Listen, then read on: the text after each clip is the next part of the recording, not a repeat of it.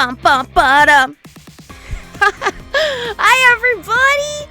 Happy Thursday to you all. This is twitch.tv/PizzaMade, and I am the head maid in charge here at PizzaMade. It is a pleasure to serve you all. What's going on? I'm excited for this guy. There's your resubscription. It just came in. Thank you so much for the 39 months in a row, Samodean. I appreciate it. That's insane. I didn't know that you resubscribed. Well, I did when you told me on Tuesday. But thank you so much for that. Again, please enjoy your emotes, which you can use across all of good old friendly Twitch. And thank you for your support. I appreciate it. If this is your first time on the channel, hello. My name is PizzaMade. I am the head maid in charge here. And, well, we're going to be doing something a little different. Silhouettes here. Silhouette. Oh, there you go. There it is. There's the resub. Go figure. You know what? You're not the only one, too. There's 2 other resubscriptions that happened. And I'm assuming they're going to pop up at some point then. And I'm going to call them like I see them. So it happens. But yeah, if this is your first time here on the channel, I am I guess you could say Phantasy Star streamer, because I don't just stream one Phantasy Star game. I kind of stream as many of them as I can, along with Destiny 2 and some other games. Does that make me a variety streamer? I don't really quite know. But if this is your first time on the channel, thank you so much for stopping by. I do appreciate it. We do something here once a month where we like to do what I like to call my little talk show happy hour, where I call some of my dear friends as well as some of my buddies and compatriots to join me behind some drinks, whether they are of the spicy variety or non-spicy variety. And we just sit down and we chat about video games, Phantasy Star Online, kind of hit some nostalgia feels, and also just talk about content creation in general. And that is what we have here at Margarita's Happy Hour. So, well, that being said, this month's guest, I'm pretty excited about. I'm pretty excited about this person for a lot of reasons. Has nothing to do with the fact that I'm married to them. Has absolutely nothing to do with the fact that I'm married to them. It has more so to do with the fact that they're probably like my very best friend. And I do find them to be a very interesting individual. And everybody's always asking, behind every Android mech pilot, who's your co-pilot? Who's your mech unit? Who's your right-hand man? And my right-hand man is my husband, Samodean. So we're going to be interviewing him today. So I'm actually going to start loading up the stream here and getting everything set up there. But let's see here. Let's get the music going. We're going to switch it up. We're going to change the interlude here. I'm going to set the tone. And then we're going to log into game, because I didn't do that yet. But we have a very special guest joining us today. So, with that being said, let's go and, okay, we are in. Let's go meet them at our usual spot. If you are in game and would like to join us as well, you're also more than welcome to. I usually go on Ship 1 Fodra, Block 3, Lobby 13. Grab yourself a comfy futon chair and come sit and hang with us. So let me go and do that now, and I can introduce you all. Because everyone's dying to know. They're like, what does Samodean look like? I'm going to show you what Samodean looks like. And you're all going to stop and go, what the hell? And I'm going to go, yeah, I know. So let's go to, oh no, I don't have to do that at all. All I have to do is go over here, go to our usual lobby number, lobby 13, and I think he should be waiting there for us. Oh, look at him, setting the ambiance, look at him. Fucking HughCast.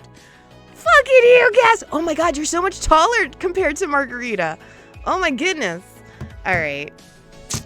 I didn't realize you're that tall. Oh, look at you. And with that, ladies and gentlemen, I'd love to introduce you to my sun, my moon, my stars, my hemorrhoid, Samodean. Samodean, welcome to the show. Congratulations for being a guest on Margarita's Happy Hour. You did it. You did the thing. So what's my prize? My love and admiration. Is that not enough? I would have had that other anyway. What? No, I would not have had your love and admiration if I wasn't on the show. Absolutely not. Absolutely not. You lost your mind. And how do we sit in photon chairs again? I'm sorry. I'm trying to remember the keyboard combination for it. Like this. No, what's the code on the keyboard? Here, I'll show you again. Ready? There. I swear to God, you pain in my ass. What is it's something 5 or something Y? I know it's one of those two. Alt Y? I did by pressing left and right on the arrow keys at the same time. No, it's Alt U. It's Alt Okay, U. well I Googled it and they told me to do it that way. Still knew what I was asking. Still knew what I was asking, and here you go, just being a pain in my ass. See? I told you, you're my best hemorrhoid. You're my favorite hemorrhoid. Nothing can fix it. You're the hemorrhoid in my life, and these pets are my preparation H to relieve me. This is the secret to marriage, folks. But guys, of course, I tried to make it clear because it's actually a very good point that was brought up today. Somebody had brought up on social media about parasocial relationships and how do you kind of establish those boundaries. And I found it very, very funny because in my mind, that's very, very simple. From the jump, I've always explained to people that I'm happily married. This stream, this channel, everything about Pizza Made would never have happened if Samodean was not a part of it.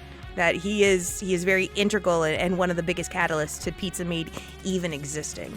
So really, if there's anybody that kind of has seen me from the jump, I think it was you. You're the reason the blog started. You were the reason a lot of things happened.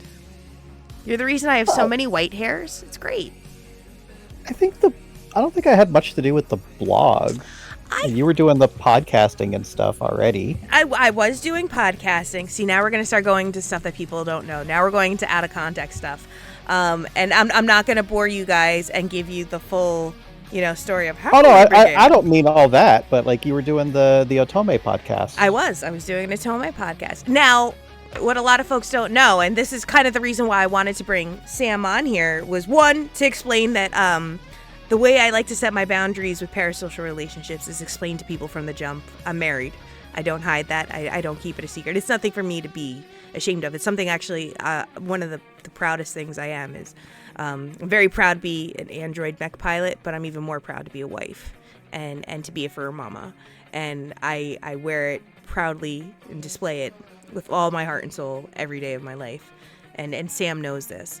I'm going to try not to get too sappy in today's episode. So if I get to that point, just take me off the rails and let's just go run like Ruins 4 or something. I don't know. But that being said, we did the Otome podcast. You were a content creator long before I was a content creator. So maybe we should start there. Let's start there at the inception of Samodean. Because what I would love nothing more is to bring up the YouTube videos.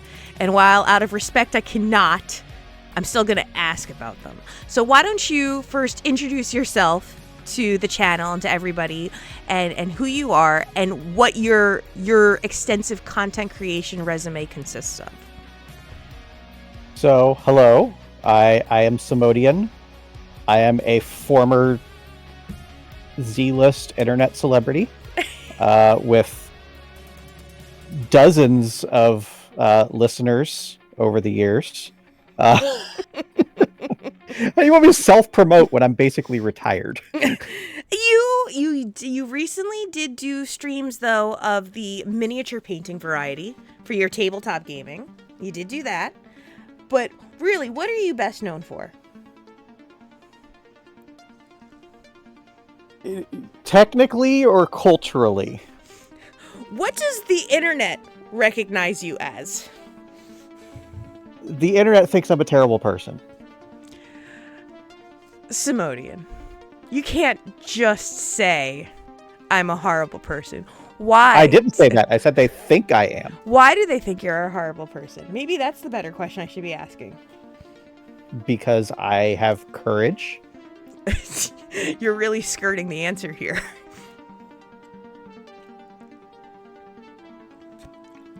Because I am able to make decisions and commit to them. How many people did you kill in that Renegade run of Mass Effect? How many? I mean, I would say that Paragon players also killed many people, so I don't see the difference.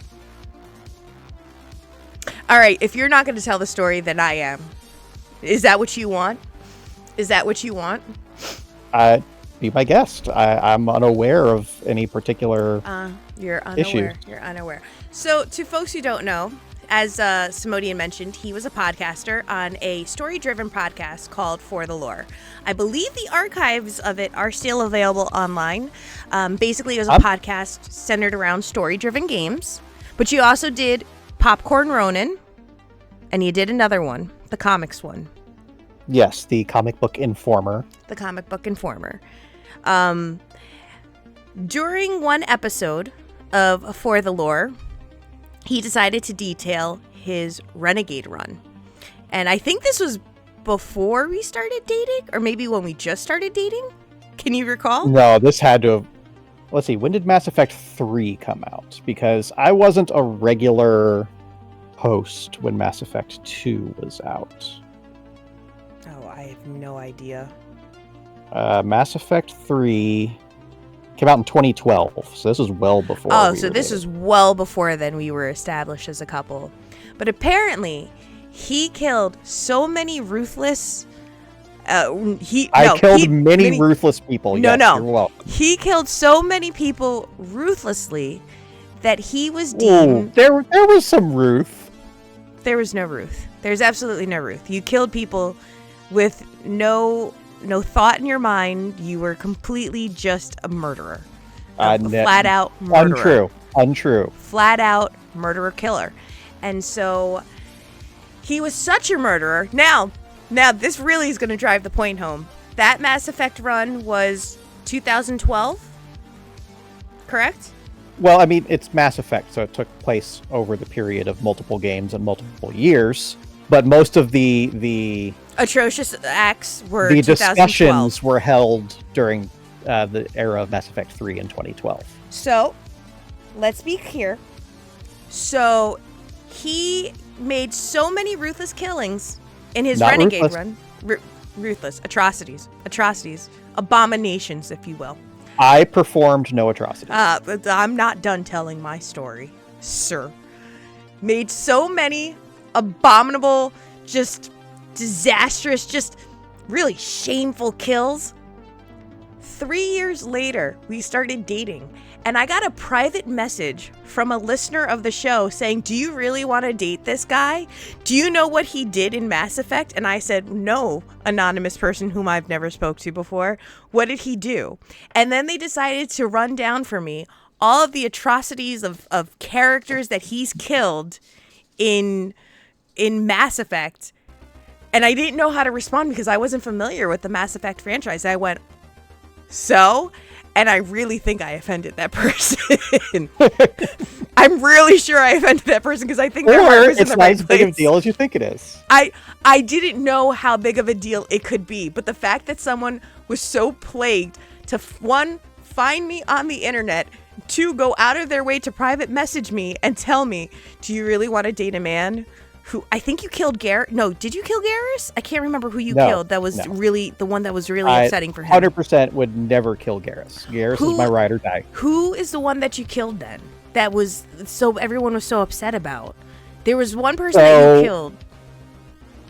So the only significant character that I personally killed was a scientist by the name of Morden Solus. Okay. Who's the one that you pushed out the window? He jumped out the window. Who did you push out the window? No, he attacked me. I dodged the attack It's not my fault I was standing in front of a window. And then you wonder why people privately DM'd me on Twitter asking me if I really wanted to date this person. Even still's like, relatable. Relatable. I don't quite know what that means, but relatable. Nonetheless, this is what the internet recognizes him for. But Samodean was a content creator. What do you do now in your retirement as a content creator? What do you do as the stream manager for the channel? Assistant stream manager. Sorry, assistant to the regional stream manager. What do you do for the channel? I look after the dog. Aside from looking after the dog, you also help to make sure that the stream is running to its best potential on the back end. He's the technical savvy person because I'm not. I'm not the tech savvy woman at all. And I would love to say that I am, but usually when something doesn't work, I go, I don't know what happened, Sam, please fix it. Please fix this, Sam. Please fix it. But, you know, you've been enjoying the retirement life, so why don't we put you back on your high horse and get you back into the interviewing portion of things? That's why we're interviewing you today. We're getting you ready for a podcast that you don't even know that you're going to do, which, by the way, we are going to do a podcast episode on this channel at some point. I think you heard about that already, correct? I mean, you asked me about it, so yeah. Well, you brought it up in text. I mean, technically, yes. So, I've had sprees where I removed less than guilty NPCs, is what I meant. Oh. I've had sprees where I removed less than guilty NPCs. Is this the relatable part for you, Sam? I mean, listen, I didn't want to kill him. It was his choice.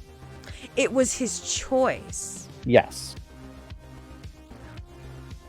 Right. Is that what helps you sleep at night?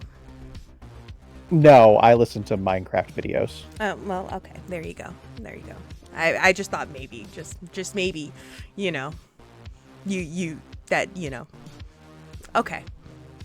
So maybe I did marry the scariest Mass Effect player, but that's okay. We can't win them all, right?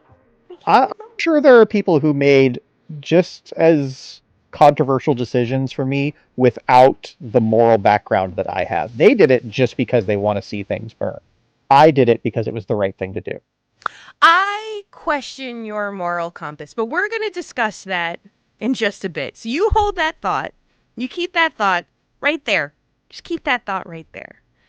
Now, of course, you're on this show, you're on this channel, and you have an extensive background history with Phantasy Star Online. Now, between the two of us, I started Phantasy Star Online much, much later, but you played it back in its inception. Like, you played it when it came out live, when it was relevant, you know, back in the dinosaur age. No, I'm just kidding. I'm just kidding. Back in its original inception back in 2000. I'm curious to ask where your intrigue for Phantasy Star Online came to be and what was your experience like with it and what console did you use? What character did you play? I want the full nitty gritty. So you say back in the dinosaur ages, and then you correct yourself. But I think I need to remind you, I literally played this game over a dial-up internet connection. Mm-hmm. That's not dinosaur ages. Relevant to where we are today. I don't know what to call them. What is that? What is that thing? But no, it wasn't the dinosaur ages, but it was still 24 years ago. Correct me if I'm wrong. Mm-hmm. You played back in 2000.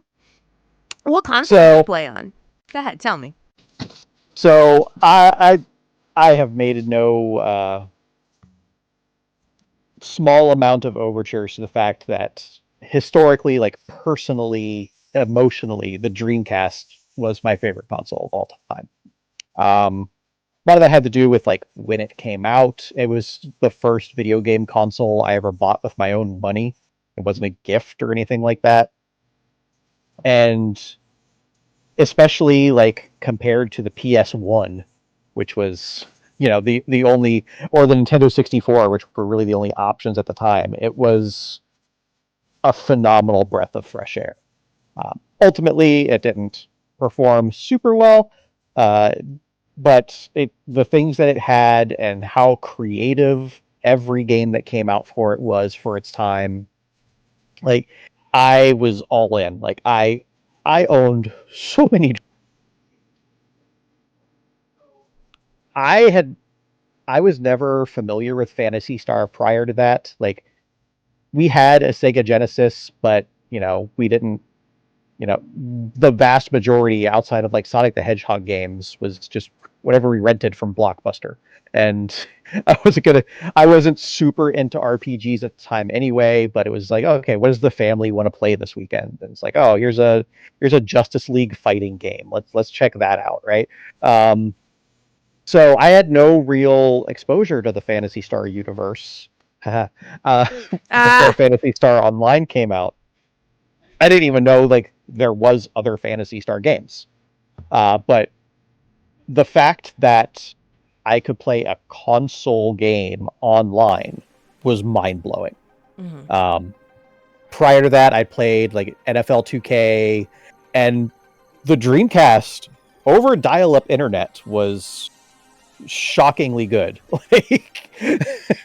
Like even by today's standards, I think it would hold up against some of the non-rollback netcode fighting games. I agree. I would. NFL 2K. We still have to play it. We own it. We own it. Now, was Phantasy Star Online the first game you played on the Dreamcast, or? Oh no, no, no! I'd had Sonic Adventure. Pretty sure Skies of Arcadia had already come out at that point. Ooh, Um, ooh, good choice. I think this was before Shenmue, or at least before I'd bought Shenmue. But yeah, I'd had a whole bunch of Dreamcast games before Phantasy Star Online came out. Oh, so did you buy Dreamcast on launch day, or did you buy it? No. Okay.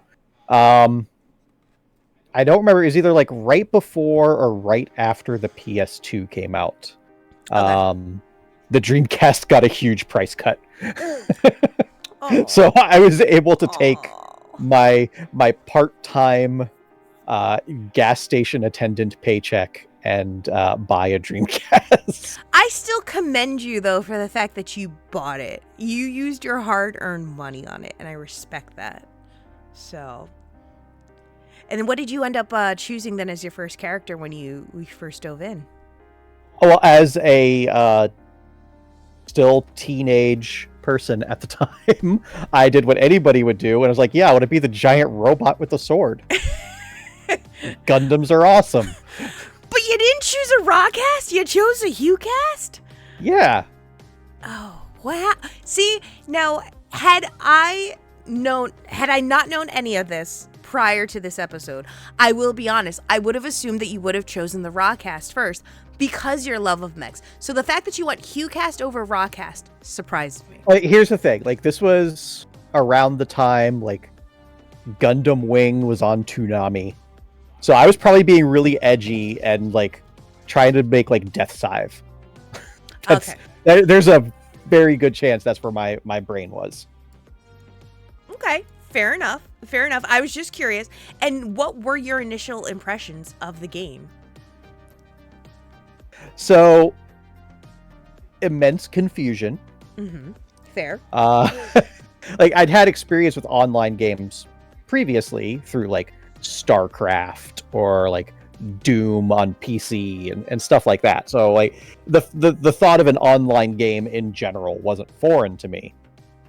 But an online game that was cooperative was a bit of a new thing, instead of being competitive. But also, like, you've played version 1 PSO on the Dreamcast. The game doesn't help you out a lot. It's a rough climb. I will not deny that. Especially version 1 Dreamcast PSO is a rough climb. Even still saying I was a HughCast back in the day.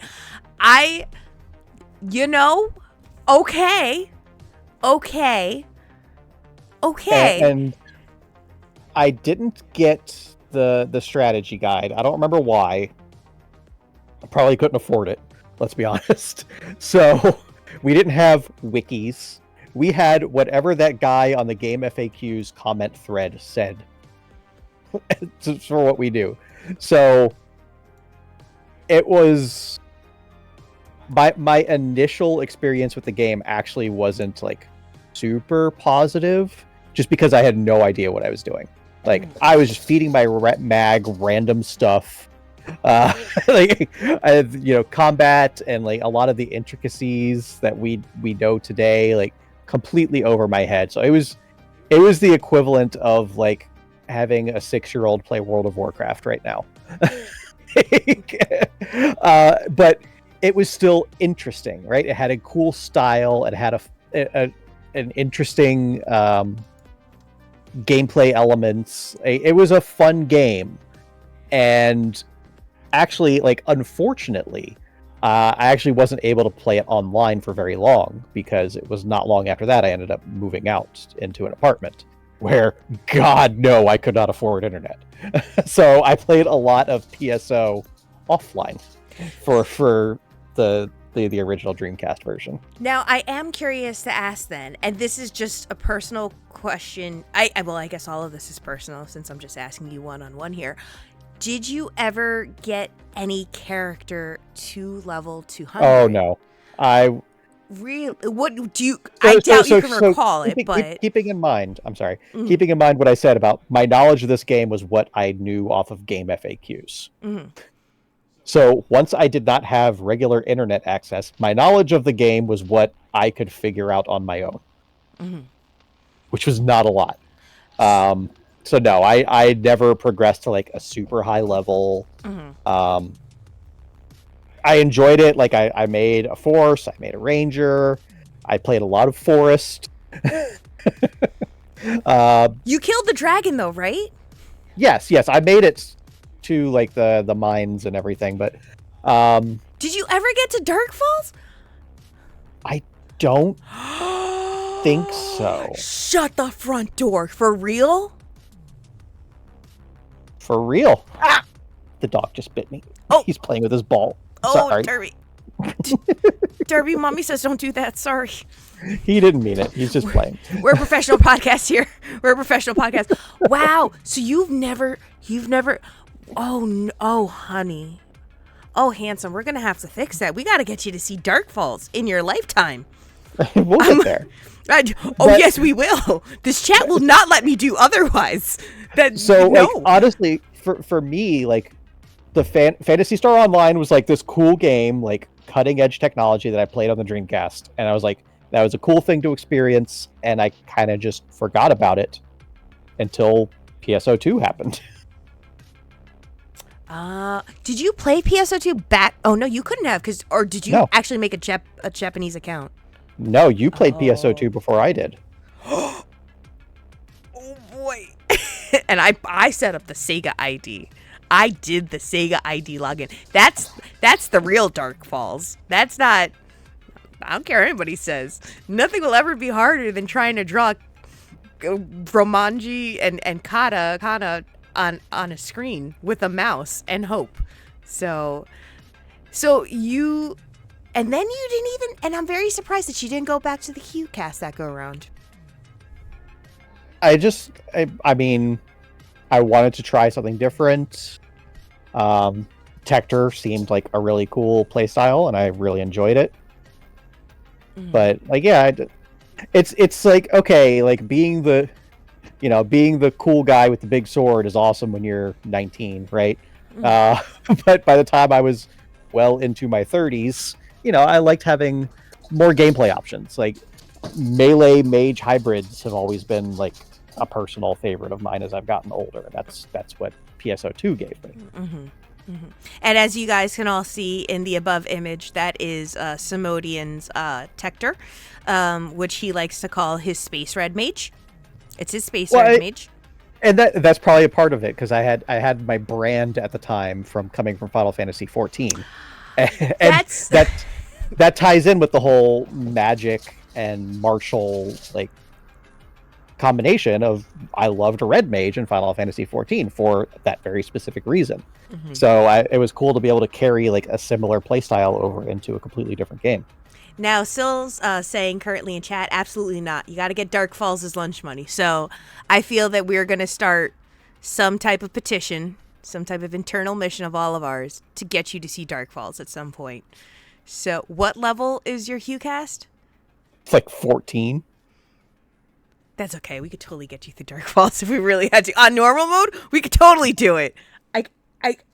We could do this. We may be doing this at some point throughout the stream. We may get you to see Dark Falls. I don't know. It depends on how well you could play on the laptop. But I digress.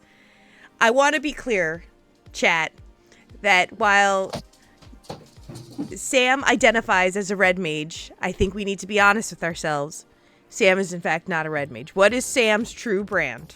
And let's be honest with everyone. What is Sam's true brand? Please don't make me say it. You mean in like the larger history of Samodean in general, outside of these particular games. Before Samodean went into the red mage business, I guess you could say if you had to be like a trope, or if this was like a D&D character, yeah, you're a red mage. It's your subclass, but we all know what your major main class is. And I'm, again, not going to say it. I feel like you should say it. Well, yeah, I'm a warlock. And did you kill people in Mass Effect with warlock powers, or did you do that with an actual gun and blades and knives? No, I didn't do the space magic as a renegade. I was a sniper. You're a smorgasbord of things. You're a jack of all trades. You're a killing jack of all trades. You didn't even do it as a warlock. I offer you this challenge. Do another renegade run as a warlock. And the biotic powers never really super appealed to me in Mass Effect. They had like technological magic essentially, which I had a bit of with like being able to like electrocute people and stuff like that. And the span of your games, and I think this is also the one thing that I've also found very interesting, and I think this is also what makes us so similar as gamers, but also such different, polar opposites as gamers, is that you have a very expansive, like, range and variety of games that you absolutely love. I remember very recently, and I'm going to tell this to chat as well, I asked Sam as a challenge, jokingly, of course, hey, give me your list of top 50 games of all time and rank them. And you would have thought that I asked him to do the most unforgiving act of all time. He was so torn up about it, and I don't know how long it actually took you to compile the list, but I think you ended up doing, 25, and then the first 10 were your actual top 10 ranked games? Oh no, it was at least 50. It was 50? Okay. Might have been more. Everything after the top 10 was in no particular order, and 15 minutes after I made the list, I was already looking at all the stuff that I forgot to put on it. But what holds the coveted number one game of all time for you? So, when I'm thinking of, like, I'm not looking at the best games of all time. I'm not looking at even what were necessarily my favorite games of all time. I'm looking at games that, like, meant a lot to me at the time I played them. Mm-hmm. And number one was Xenogears. For which console? For the PlayStation 1. Why was that, if you don't mind my asking, if it's not too personal or too private, why is that your number one game? So, JRPGs in general, like, I did not play a lot of prior to the PS1 era. Like, I've gone back and played most of the classics throughout the years since then. But they're always something that stuck with me. Growing up, like, I had a Nintendo Entertainment System, but I didn't have a lot of the big games that everybody knows. I had the bargain bin games. I had the grandma got me a birthday present games. Mm-hmm. But one thing I did have was a Nintendo Power subscription. And Nintendo Power, we were actually just talking about this the other night because Sarzak was streaming the original Final Fantasy. Yep. And he was talking about the player guide that came out. And like, yeah, it was a full strategy guide that literally every subscriber got in the mail for free. Well, for their subscription cost, but regardless.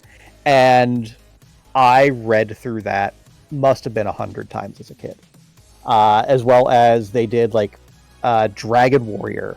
They did a cool thing where it was like a strategy guide / comic book for Dragon Warrior. And a lot of those other similar games. So I was always fascinated by JRPGs. I just couldn't play them because they were expensive. And so when I finally had a PlayStation 1, well, if you're going to get into JRPGs, there's really no better time. Maybe during the Super Nintendo era, but PlayStation 1 was also like the fantastic time. So I remember it was after my high school graduation. I had like my graduation money. So me and my friend, we went to Best Buy because I still hadn't played Final Fantasy VII at that time. So I was like, I knew I wanted Final Fantasy VII. It was a greatest hits game at the time, so it was $20. So I had enough money to buy another game. And I bought Xenogears based solely on the cover art. As did many, though. I don't think you're the only one that did that. Oh, no. I knew nothing about art. the game. All I knew was, hey, this is the same people that made Final Fantasy VII, and it's got this badass golden winged robot on the front cover. Fair. So I played it, and I was absolutely blown away. Like, as somebody whose most of their experience in gaming up to that point was action games, platformers, like even in the PS1 era, stuff like Twisted Metal, Siphon Filter, like nothing that was like a really deep game. And then having this game where to call it deep might be an understatement. Going into themes of like transhumanism and religion and like mind-blowing stuff, like somebody who at the same time is like watching Neon Genesis Evangelion for the first time, like it's this whole just amalgamation of things I was into during 1999/2000 and like really opening my eyes to what art in general can be it through movies, through animation, through TV shows, through video games. Like it was a transformative time in my life in general, and that game just happened to be at the center of it all. And I got deep into that game. Like finding obscure message board communities on the internet deep. And then, listen, I think we all did that with one game in our lives at some point. And I think that's kind of the thing about that time that made it so amazing was the way community connected. It was a very guerrilla-like tactic, I guess, for lack of a better term. But there was something about that camaraderie about finding people. And it didn't necessarily just have to be in games. It could have also been in movies. It could have been in music. It could have been in any other medium.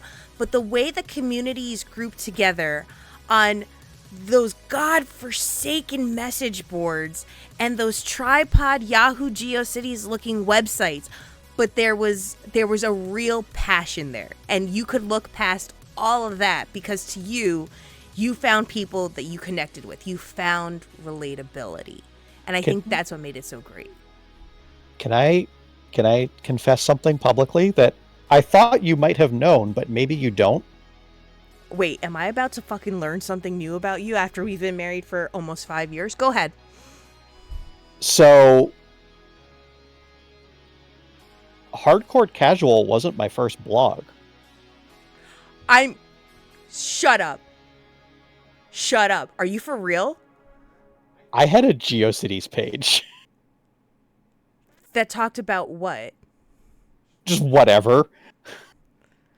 Well, you knew that I was a moderator on the official Crow message board forums, right? Did I really not tell you that I had a GeoCities page back in the day? Is it still available to find online? No, I remember I looked for it, and no, it's long gone. No, you didn't tell me about that. Huh.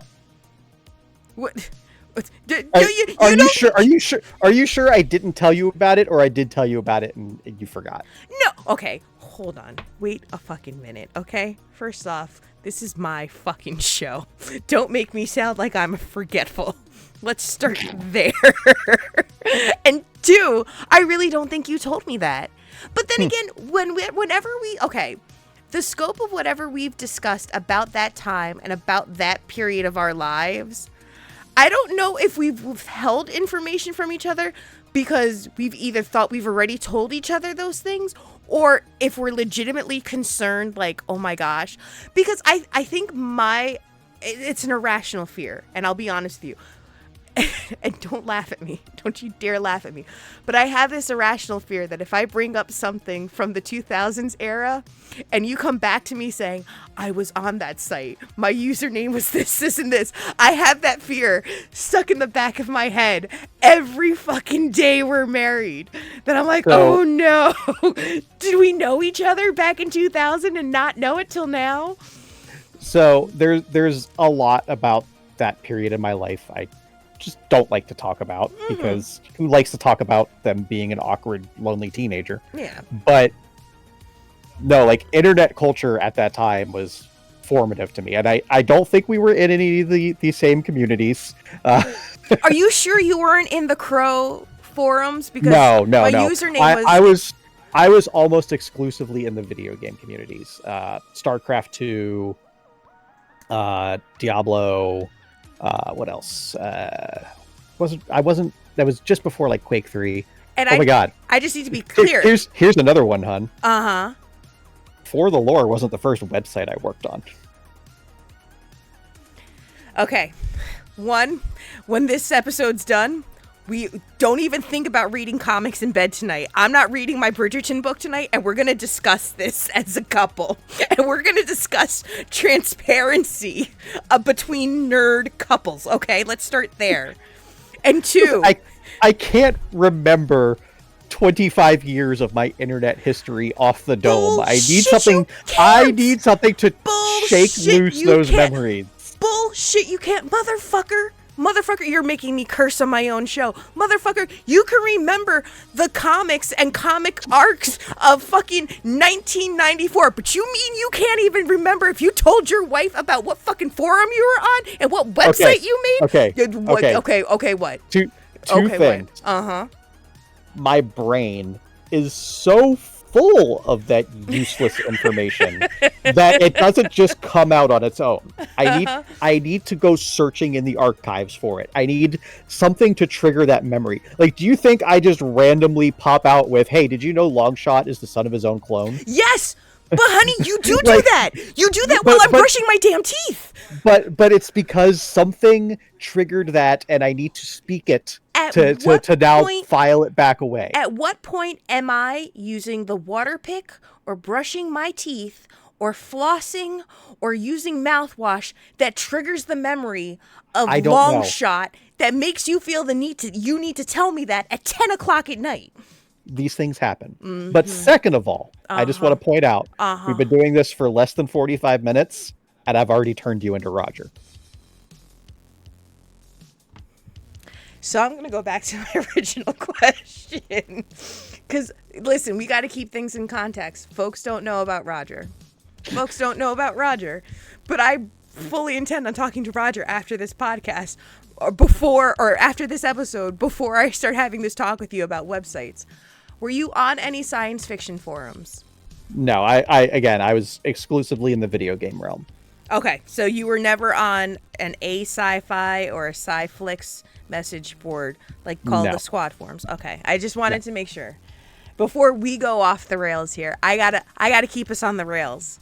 I mean, there was my weird, like, message board role-playing game thing, but that's completely different. Like the MUDs or No, it was literally like just role playing via message board. It wasn't Highlander, was it? It was. Was it Highlander? No, it was Avengers 2099. Okay, no. I wasn't on that one. All right. I just want to make sure I was clear on that. I want to make sure I was clear on that. I don't want to get too far off the rails. I had this. You gotta keep this car on the road then, because I'll just get off on a tangent. Yeah, have you ever seen me drive? It's not You're great. mostly on the road. Mostly. Until some song comes on that's a real banger and I start singing along to it. Okay, so I am going to keep this episode on the rails before I forget. And folks, let me also be clear, in chat, if you do have any questions for Samodean, as he has an expansive base of knowledge, please don't ask comic questions, because we're going to be here a lot longer than we're supposed to be if you ask him comic questions. But if you do have questions, be sure to post them in chat. You're going to need to book a day off for that X-Men podcast. I'm going to need 4 hours. I may be booking 4 hours. That might be a Saturday episode. Just prepare for that. I'll be sure to let Riss know as well.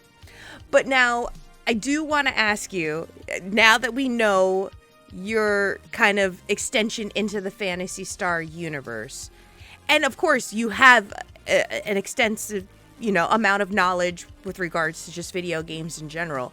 You're seeing now, and I mentioned this to both Sarzak and Silhouette in my previous interviews as well, there's this kind of reemergence for retro gaming. And I know you know it because we almost quite literally do everything together when we're not working. What are your thoughts on it? I'm just gonna let you kind of go, and then I'll rope you back in when I can with my wifely powers. Where do you think we're at in terms of retro gaming making a reemergence right now? Do you like it? Do you not like it? How do you feel about it? Do you got lukewarm takes on it? Probably in the lukewarm territory, because retro anything is always popular, right? When I was a kid, there's a reason that 70s show was a popular TV show. There's always going to be a pining for a previous time, where there'd be hey, retro game is cool, or hey, Stranger Things is on. Hey, remember He-Man? Retro is always going to be in style because people are always going to have happy memories about a certain period in their past. Well, not always. Let's be honest, but typically people are going to have happy memories of a better time, and those memories are going to be something that they associate typically with a particular piece of media, be it a TV show, a movie, a video game.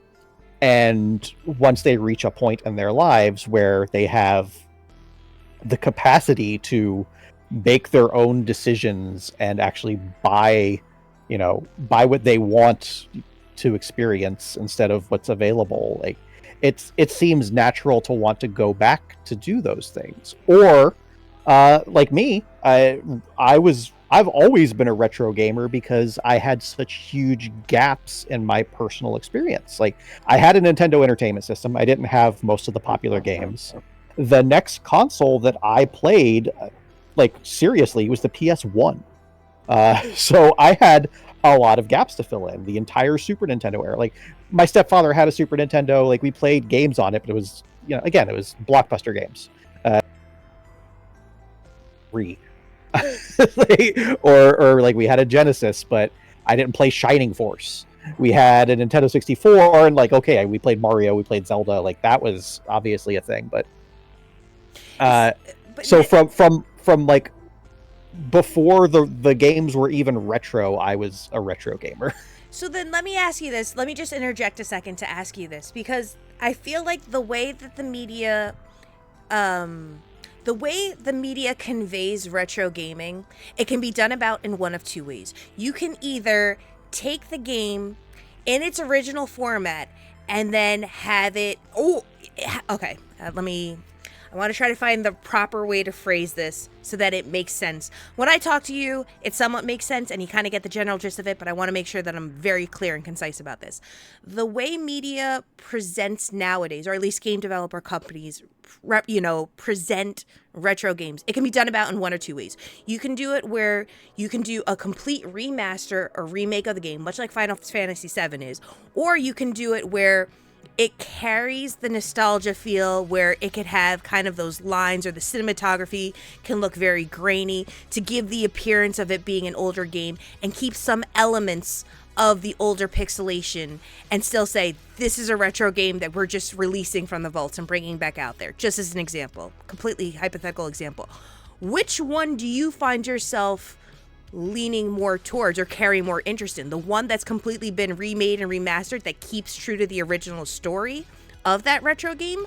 Or do you want the one that has that retro look, that has that 8-bit chiptune sound, and it has, you know, the small little pixel characters moving across the screen, where obviously for graphics purposes it's more updated? Which do you find yourself having more of a interest in, and which one do you maybe not like at all because you almost feel like it's a bit of an insult if you have a choice between the two?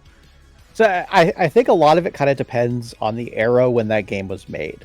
Like I very recently picked up the pixel remasters for some of the Final Fantasy original Final Fantasy games, and those are largely untouched. Right, there's some like resolution improvements, but there haven't been like any great changes to those games because that art style is kind of timeless.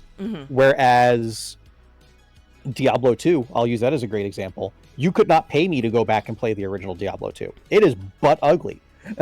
Especially like if you're trying to play it on an HD monitor, forget about it. So the fact that they came out with a remaster that had the gameplay elements largely untouched, but was much more visually appealing, because like there's that time period from like 1997 to like 2010 even, where, oh boy, it's really hard to go back to some of those games. So I think it's not any one side of the fence I land on. It's really a case by case basis. Okay.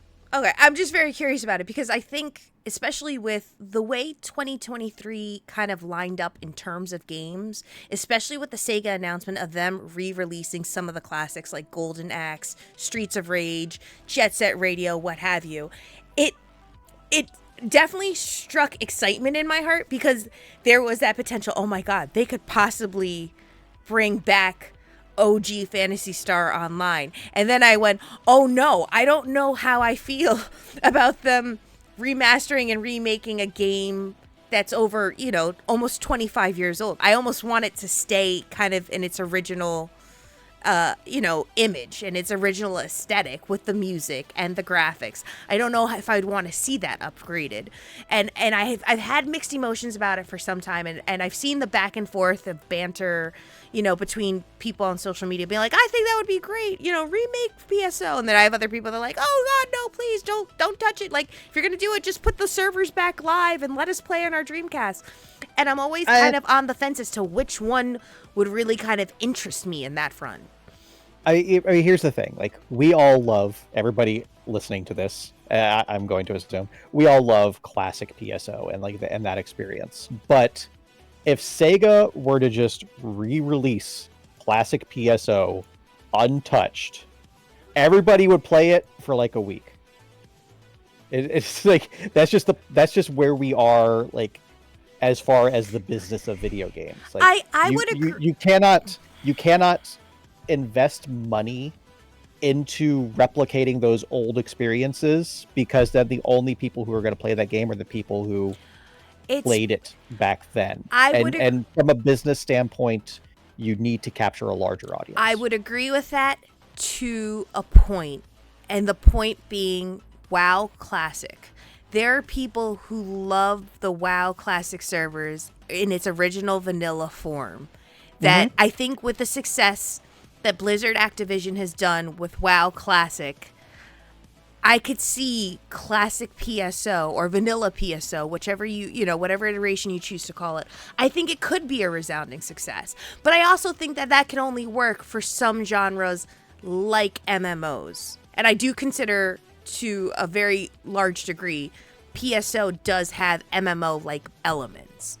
So I think that it would work to keep it in its original vanilla form and just release it back on live as is. But would Sega do it? Would that take away from the demographic of PSO2 and PSO2 New Genesis? I don't know. I honestly don't know, because I think it caters to different audiences. And I think one of the things that I've come to realize, especially being primarily a PSO Blue Burst content creator, is that you have a much different audience in PSO Blue Burst, and you have a dramatically opposite, polar different audience in PSO2 New Genesis. Of course, you're going to have that kind of gray area where there's people like myself and a couple other people, both on this channel and on other various channels, that go back and forth between the two games, but it's not as big of a margin as, say, those two demographics and groups. So I'm never really sure if it would be hurting Sega to put back out PSO, vanilla PSO, and if it would really be that much of a hindrance on whatever economy or you know, transaction or paying system they have now in PSO2 New Genesis. I think they would just, if anything, just attract more PSO players, but they would still be in their own kind of like separate parts of the playground. You know what I mean? I can see that, even if I don't agree with it. Let's leave it at that. We'll agree to disagree on that. Now, I know we're going to be coming up soon on a upcoming ad break. So I'm going to start setting out just the quick updates to let folks know we have an incoming ad break, and then we're going to come back up to this. And then I'm going to ask Sam some questions about VTubers. So all my VTubers, VTube content creators, if you're currently in the chat channel, get ready. We're going to berate the hell out of him. So let's take this quick 3-minute ad break, and we will be right back. Anyone who is an active subscriber and member of the Maid Militia, don't worry. We will still be here. We will still be around, but we will be right back.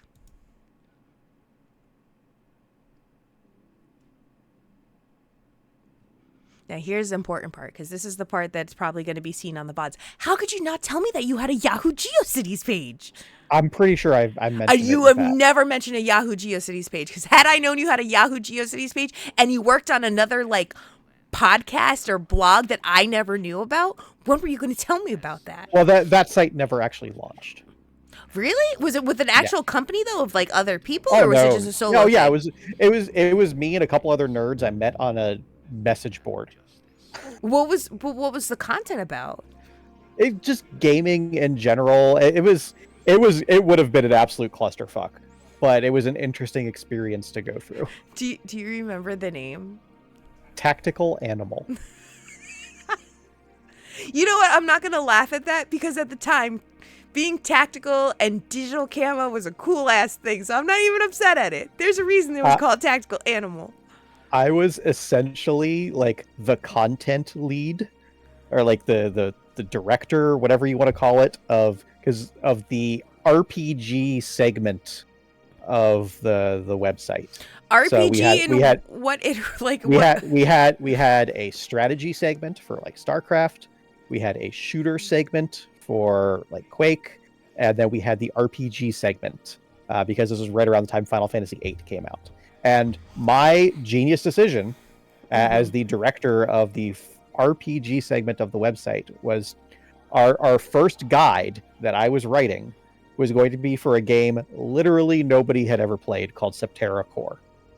I heard of Septerra Core, though. Probably because I've told you about it. No. Oh, maybe you have. Yeah. But you never told me about Tactical Animal, because I would have never let you down on that one. Does Raj know about Tactical Animal? Probably not. Ooh, it just got interesting. I'm also going to check audio levels too for you, because audio levels seem to keep coming up really high. Hopefully it's still okay.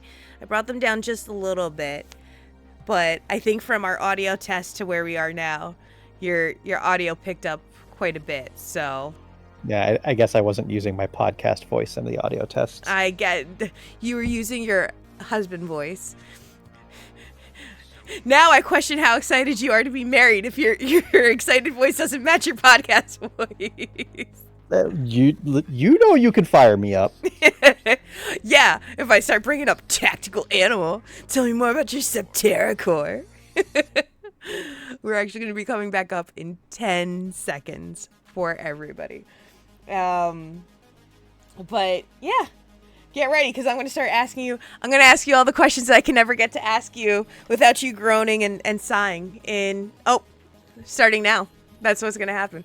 So if you guys actually want to know, if you're currently watching ads and wanted to see what we were discussing, be sure to check on over to the YouTube at youtube.com/pizzamade.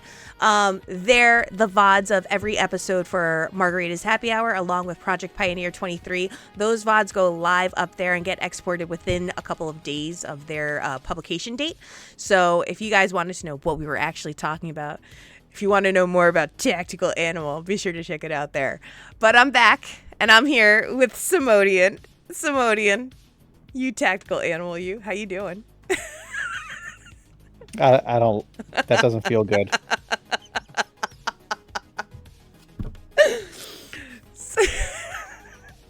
Keep yourself together. Keep it together. Keep it together, pizza. It's all right. It's all right. Because now I'm going to ask you another side of things, which is also pretty relevant and integral to this channel, and that's about being a VTuber. Now, do you want to tell the viewers, or do you want me to tell the viewers your first initial thoughts about me becoming a PNG tuber? By all means, you tell them, because I don't remember what they were. I remember, because I believe I started getting into to VTubing, or VTubers, I guess, during the pandemic back in 2020. And my introduction to VTubers was the HoloLive characters, and specifically Mori Calliope. I thought it was such a cool concept to have this 2D animated avatar where you can hide your identity and essentially just be someone else live on stream. And I thought that was such a cool concept. And I remember when I first brought up the idea to you about VTubing, you seemed a little weirded out by it because you didn't fully understand, or you couldn't get the interest and the intrigue behind VTubers and the VTuber, I guess, culture and lifestyle. In a lot of ways, you remind me a lot of Sea-Dog VA, because I believe that's how he was initially in the beginning too. Do you still have those same thoughts and apprehensions now that I'm a PNG tuber? So, like, I still kind of don't get it with regards to, like, the giant, like, VTubers, right?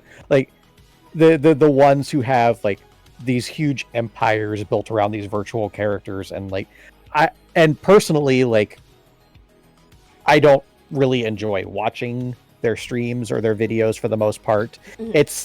It's just, I think some of it is because, like, their personalities, like, they always have to, like, play that certain character, mm-hmm. and it seems kind of disconnected a lot of times from the actual game they're playing typically. Mm-hmm. Whereas, like, now that I'm seeing, like, the broader scope of, like, what you bring to the party, Sarzak, some of the other, like, VTubers and PNG tubers and what all, like, where it's less about the character and more about the actual person, and the character is literally just something to put on screen. It's not you're not role playing a character for the most part. You're just being yourself. And it's a much different experience. Like, I still don't understand HoloLive or, like, anybody who watches any of that stuff. Like, it still doesn't appeal to me.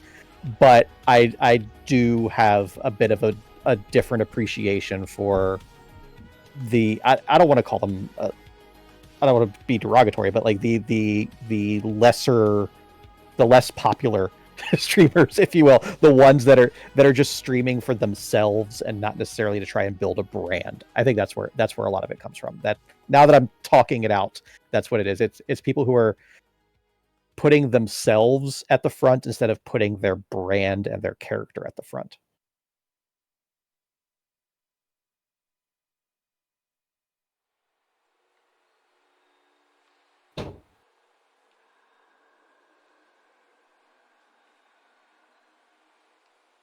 Did you think I was ignoring you? I heard some rustling. I thought the cat was getting up to stuff. No. I just realized I was picking up your audio from you in the living room, so I closed the door. Oh. I figured that might be... No, that's okay. I told you. Your podcast voice and your husband voice are two different voices, and that's not a bad thing. It just makes me question if you're excited to be married now in life. It's a lot like, you know, when I was in my working days. I had my social voice. I had my drive-through voice. They weren't the same person. Well, no, but I'm glad that you now see that there are different genres and different types of PNG tubers and different types of VTubers. For myself, as a VTuber, I think one of the things that I love most about it is I love being able to get to have this image and have this persona where folks can recognize me as this android mech combat pilot, yet I still have the comforts of offline, just being a wife and a fur mom and all that stuff. There's a nice, happy separation of church and state between the two. And, and if the channel, were to ever become big, and if I were to ever become this big content creator where maybe I was a Twitch partner and doing things at conventions and stuff, and I kind of feel like that's a little bit of a pipe dream. Anything's possible, but I definitely just shoot for just being content and happy in my own personal space at the time that it happens. I like knowing that I have that separation where I'd be able to go places and people wouldn't know what I look like. They would just only know Pizza Maid as Pizza Maid. And that's why I thought about trying to think of this persona and what my voice would sound like and all that stuff. And I'm like, that's really hard. I had a hard time just thinking about the lore and the bio behind Pizza Maid as this 1980s retro anime mech combat pilot. Like that was a hard concept for me to even come up with, and it took me almost 4 years in the process to figure that out. So my question to you, and this is kind of putting you on the spot, and I asked you about this I think maybe a few days ago before we even decided to do this episode. If you had if someone said to you, I'm going to offer you X thousands of dollars or an unlimited amount of money to let you create your own VTuber persona and what you would do and what you would be, what would you choose? Do you have any idea in mind? So this is something I completely forgot about until 5 minutes ago. But the fact that you have given me an unlimited budget, I've got something. Oh no. So we've talked about how the Samodean character has a number of brands, right? Be it like the warlock, from like World of Warcraft or Destiny or now Warframe, right? That aspect, or like the red mage side, like the stylish, flamboyant Final Fantasy and PSO character. One of my favorite D&D characters that I ever played. This was only for a one-shot because I'm only allowed to play D&D characters in one-shots. Oh, that's the DM curse. I'm so sorry, honey. That's the DM was a half-elf warlock named Ephinea. And he was a half-elf, but he was ashamed of that. So he had all of the Mask of Many Faces and all of the illusion magic, so that he lived his life 24/7 as an elf, not a half elf, a full elf, and a very flamboyant one at that. And the way he was able to put on a different face for this was a heist job that we were playing, so he was able to portray other characters, and in very rare moments would go back to being himself. That would be something I would do, is having a core character that would be able to take on different personas based on perhaps the given game I was playing. So wait a minute. Hold the phone. So you mean to tell me that at face value, your model would be a half elf? Oh yeah, it would just be the most boring, downtrodden, kind of sad looking character would be the base model, but you would almost never see that. Because with every game you played, you would match the persona of the game that you were playing. Yeah, sometimes I would be my brooding warlock. Sometimes I would be the edgy Mass Effect renegade. Sometimes I would be the fun-loving, flamboyant red mage. I possess multitudes, and so I don't think I could ever just be a character if I were to do something like this. That is very interesting to me. It's a concept that I think of shapeshifter or changeling, but I don't even know if you would have that. You would just be a half elf with illusionary magic as a VTuber model, and you would be Ephinea. Am I correct in that? You would I mean, just call yourself as Leofin? oh no, The halfling? I would be Samodean because that's my online brand, but yeah, it would be based on like the concept of that character. I'm not going to stop exploring this with you. I'm probably going to ask you questions about this for the next few months and possibly push you towards making a PNG tuber model one day. And Well, then you no, could do that this when you. this only works because you gave me that unlimited budget. I can't have that much I artwork. you listen. We can do something with that. Don't you worry about that. Listen, VitoTube Mini does great things. We could shift you from your base model into something else like that, folks. If you wanted to see that, please be sure to put that. Please be sure to put that in the actual chat. Say that you want to see that VTuber model. Now, you also, I mean, content creation for you. When you were doing content creation, you were actually doing a lot of mini painting streams, and I was very, I don't want to say interested because I'm always interested in what you do, but I was very surprised to see the perspective and angle that you took for that, where it was less of a streaming project for you and more of an accountability partner for you to paint and assemble your minis. So do you want to go into detail on that? So, I in recent years have gotten quite deep into premium tabletop gaming, starting with like war games.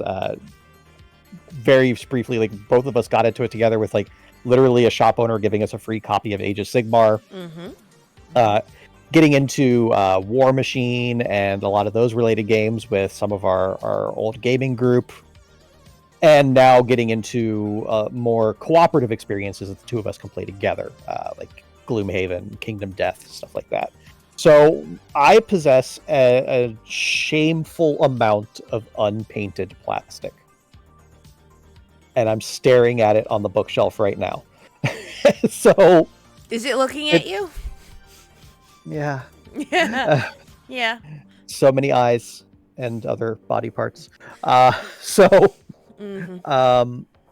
it's I love building the models. I also love painting the models, don't get me wrong, but like you can play with an unpainted model. So building has always been like the minimum bar of entry for me, and painting is something that like I enjoy, I like doing, but it's a bit more like it's that extra step. One, it's technically unnecessary, but it's even a more of a time investment. Like some of these Kingdom Death models where I can build one in like 45 minutes.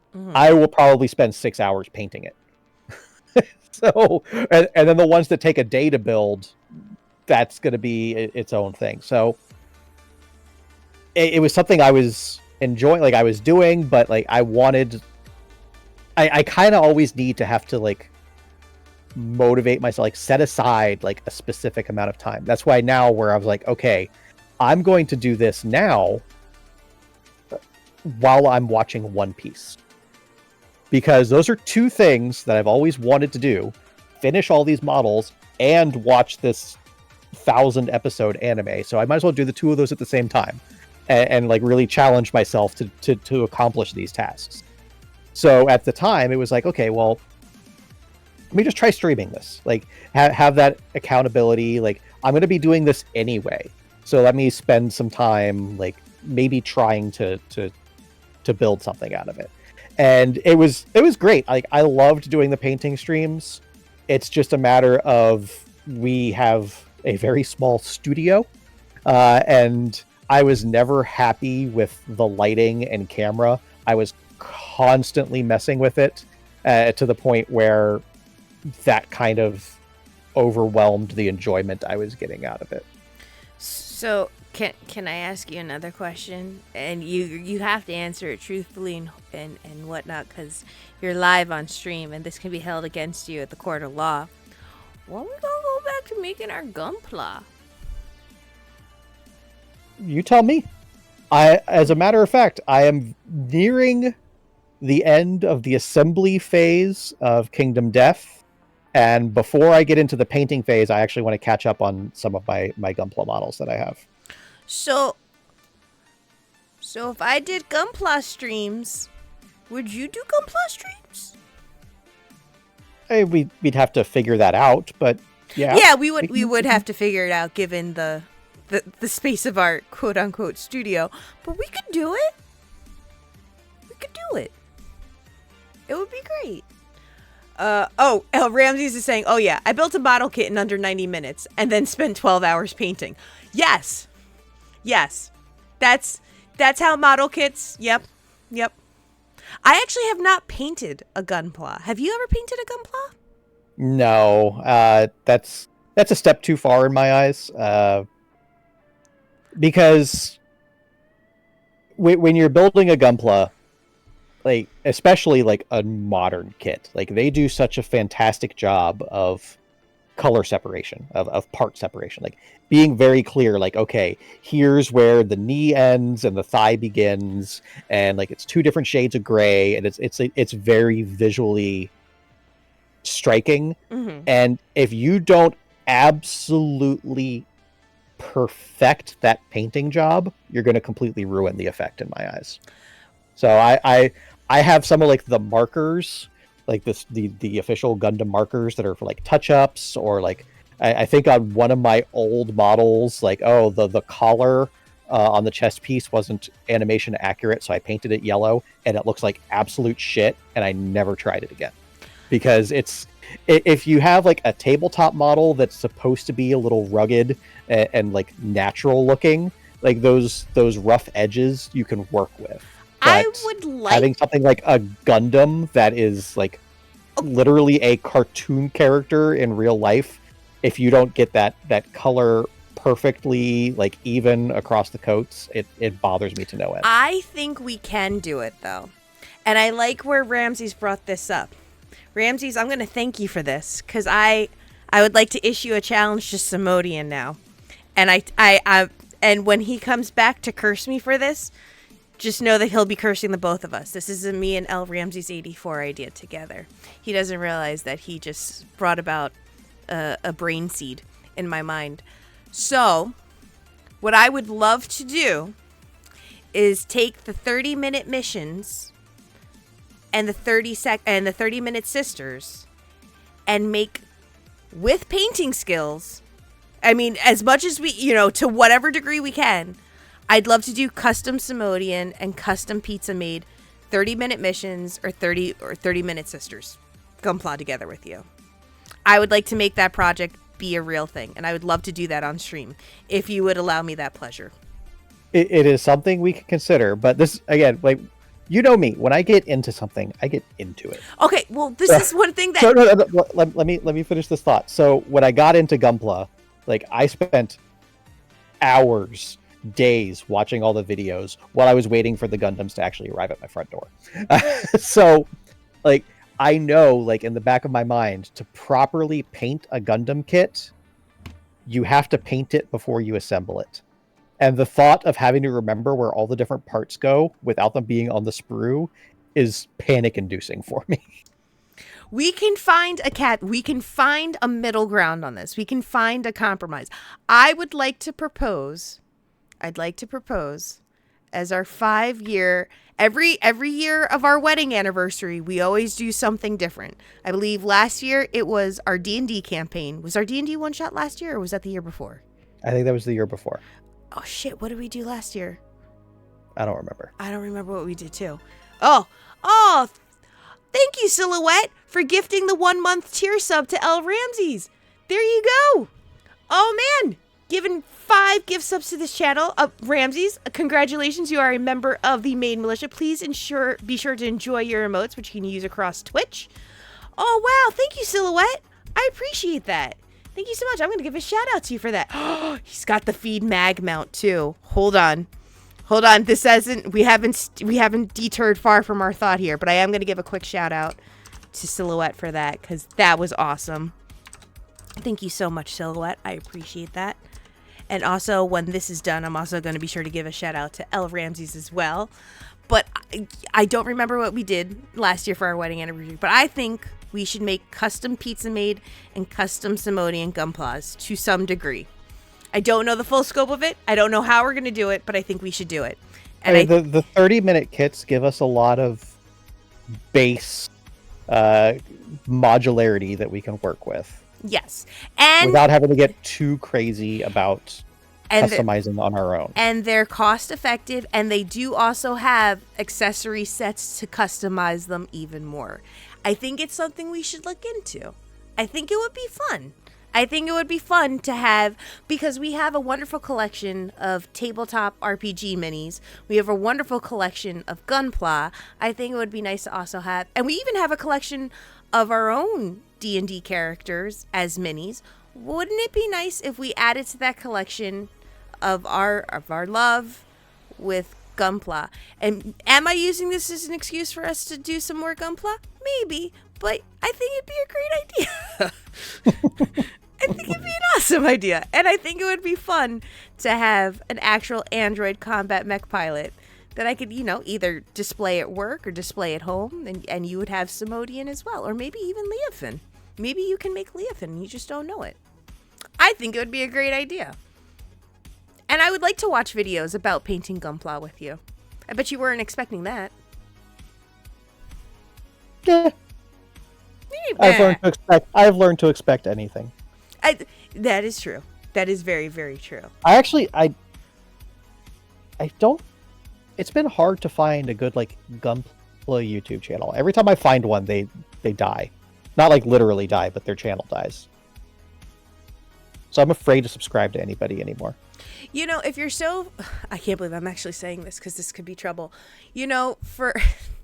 I'm going to say it, though. I'm going to say it because I'm supportive. If you see that there's so many Gunpla channels that are out there that start and then die, why don't you create your own? How much money do you want me to spend on Gundams? How much money will you let me spend on Gundams? You think I'm kidding? Because that's where you got to go. You got to get every kit that comes out. It becomes your life, which is probably why they stopped doing it. I can't blame them. But if you turn it into, I can't believe I'm giving you a business pitch right now in the middle of this episode. But tell me if I'm wrong, chat. Tell me if I'm wrong. If Sam were to create a channel dedicated to Gunpla on Twitch, and then he can maybe in turn get sponsorships from companies to review their Gunpla or purchase the Gunpla, give his honest review. What? Companies, plural. Companies, plural. Yes, I said companies, plural. It's just Bandai. That's all. No, there's Kotobukiya. There's also Good Smile Company. Don't limit yourself. I don't. I think you should do it. I think you should do a Gunpla channel. And I think it's something that you can stream on Twitch and then export to YouTube and use the VODs as your videos. And I think people would watch it. Well, when we are in a situation where I can have a more productive studio setting, we can reassess that. You promise? Sure. Because I'm living out my dreams in my little corner here. I think you can live out your dreams in your little corner. Guys, if you don't know, by the way, our bedroom is where all the magic happens in so many ways. I stream here. Vince can or I'm sorry. Ooh, I'm so sorry. Sam can stream in on his corner. I'm a publicly known entity. It's okay. Yeah, I was Vince online for a decade. Yeah, from For the Lore. That's fine. But he has his little corner as well. Our computers are in our actual bedroom. But I see, still thinks people would watch that. I'm sure they would. And I don't think it would die. And you could talk about X-Men 97 all you want while you're on there. And talk about your comics, too.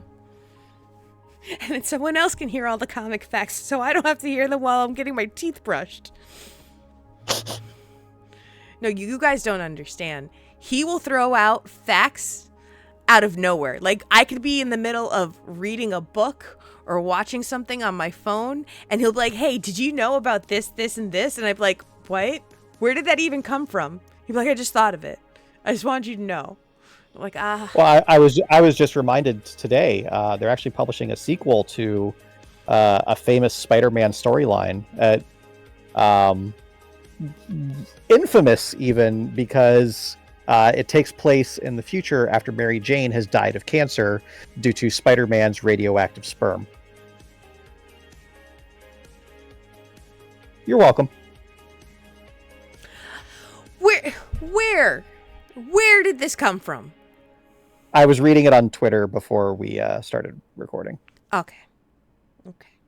But this is, again, these are the things. Listen, have you guys ever laid up in bed, having a restless night of sleep, and then you hear the story about people's random superhero powers, about how their one superhero power that they have is them just combusting and exploding, and that's apparently their superpower? And that's a real crappy superpower Explosion to Boy, have. that guy's great. Yeah, see, that's what I'm talking about. He was so happy to be an X-Man. He always wanted to be a mutant so he could go to Xavier's school. And he found out that his mutant power is that he could explode. And he's like, that's awesome. And they're like, no. You can explode once. You don't come back together after you explode. And I learned that one while I was laying in bed, unable to sleep one night. And I drifted you off to sleep with that wonderful tale. It's probably a guy thing. My poor wife will be minding her own business, and I'll be like, did I tell you about the time? You know what? It is. I don't want to say that it's a guy thing. Oh my God, it's a legendary pizza maid. Hello, Rocker. Hello, how are you? We're currently doing a fun interview right now. We're doing episode 3 of the Margarita's Happy Hour with good old Samodean here. And we're learning comic facts. We're talking Gunpla. I learned that my husband once had a Yahoo GeoCities website that I'm just learning about tonight. And he was also part of this company called Tactical Animal. I love that chat is learning just as much about new facts about my husband as I am. Oh, coming in with another resub. Or no, I'm sorry, this is a gifted sub. Oh my gosh, Rocker. Congratulations, you're also a member of the Maid Militia. Please enjoy your emotes. And oh my God, thank you so much, Silhouette. Thank you for the gift subs. I appreciate it. That's insane. Sam, look. We're getting gift subs with your comic facts. Don't tell anymore. Every gift sub gets one insane comic fact. Oh God, don't do that. Don't do that. We're not going to get... I'm going to lose gift subs if that happens. That's not good. Going forward, even if I'm not on the stream, every gift sub, I will come into the other room and give a stupid comic fact. Should I just make this a channel points redeem? I don't want to make it a gift... I don't want to make it a gift sub. I don't want people... I would feel very bad if... I don't think people would sub to the channel on the promise of a obscure comic fact. We can make it a channel point. We can make it a channel point redeem. We can make it a pizza bite redeem. Or you could just tell it to me, and then I could think about whether I want to say it on stream or not. Sam. Well, it's kind of a weird thing because Cable killed himself. And I don't mean committed suicide. A younger version of Cable came to the past to kill the old version of Cable because the old version of Cable was screwing up. Rocker, what are we doing here? Rocker, buddy, old pal, what are you doing? He got too soft in his old age, so the younger version had to come and put him down to get a hard edge back. Rocker, do you want to marry Samodean? Because this wasn't in the vows, by the way. Never once was there a promise of getting all the obscure comic book facts in our wedding vows. That was a bonus. That was... All right. Yeah, it was a bonus. That's what he calls it. It's a bonus. I hear about this all the time, Rocker. I learn obscure comic facts. You know what? Actually, fuck it. Anybody got a comic book question? Sam will answer for you right now. You guys want to talk about episode 5 of X-Men 97? Because I'm sure that would just be emotionally we're saving devastating. that for the future. Yeah, we are. We're going to save that one for the future. So please stay tuned. If you guys are actually watching X-Men 97 on Disney+, know that after season 1 finishes, we're going to do a long... I thought 2 hours would be enough, but it might be a 4-hour stream where we just discuss all the episodes of season 1 of X-Men 97 and go through them and talk about the Easter eggs that were littered throughout the entire series. Let's fucking not. Ramses, are you okay? You okay, buddy? Are you all right? Are you still... Do you want to hear some Ace of Base right now? Do you know like Ace of Base? I'm actually very surprised that a lot of people didn't know about Ace of Base. That one threw me for a loop. I think it's hilarious that we were just like randomly joking and like, man, this sounds like an Ace of Base track, and it turns out it was. I knew it was an Ace of Base track. Did you? Yes. I don't know. I don't believe that. Oh, wait a second. So I'm supposed to believe all your comic book facts, but you can't believe my Ace of Base knowledge? Yeah. Pizza Mate, I have been married going on 18 years with my wife, and she totally, to this day, still learns random video game facts. Oh, rock. So this is a husband thing. Is this really a husband thing where you guys just have you're just like Snapple cap tops and you just give Snapple facts on some obscure subject to your partners? Is that what we do? Is that what we do to our partners? She saw the sign.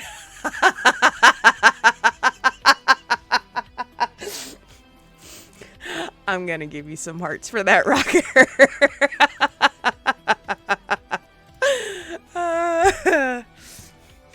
Did it open up her eyes when she saw the sign? Rocker, this is the thing. I didn't come into this knowing that I almost wonder oh man, my thoughts are going all over the place with this topic because it's a topic that when you have a significant other, and you know what, I want to be clear, it doesn't even have to be a significant other. Even if you have a very close best friend that you consider like your life mate, like, you know, they're your BFF, they're your bestie, your ride or die for life. They do this too. Because I do random, useless, obscure facts with my best friend all the time. So I don't want to just limit this to married couples, but for the sake and intents of today's episode, it being a husband and wife conversation, I'm going to mention my husband, but I believe that it applies to any close bonds or relationships that you have. There's always that one person that has obscure knowledge about the most random thing that the other person has no idea about, and they feel the need to tell them about it at the most random points of life. I could be at work telling Sam, hey, Sam, don't forget that you got to pick up something at the grocery store. And then sometimes I'll get a comic book fact out of it. I didn't ask for it, but I got it. And I'll go, okay, but don't forget the sweet potato and don't forget the Coca-Cola or don't forget this. And he'll be like, okay, but did you know that when the Gladiator was on the Shi'ar battleship? I'm like, what? Are you kidding me right now? You know, I just asked for Gladiator sweet actually later in the potatoes. comics became the Emperor. Okay. Yep. Yep. He had a son who was named Kid Gladiator. He joined the X-Men. Do I do this to you with anything? I'm just curious. It could happen. Wait a second. Have I actually given you facts and you just have never listened to me because you tuned me out? No, I don't think you don't quite have the same malicious glee about it as I do. Because I care. And because I love you. I mean, if you love me that much, you can definitely share things that you're passionate about with me. Really? So I can tell you all of the history about VTubers that I really, really enjoy and give them, and I can tell you their facts about lore and stuff. Like I can tell you about El Ramses, and I can tell you about how Silhouette is actually a vampire, also being a plague doctor too, and I could just tell you all that stuff in the middle of you flossing. Yeah. And you're going to respond and react? Because that's the key point right there. How do you respond and react when I share things with you? I die inside. All right, then. See? Well, to be fair, I have inflicted my significant other with all of my 40K knowledge.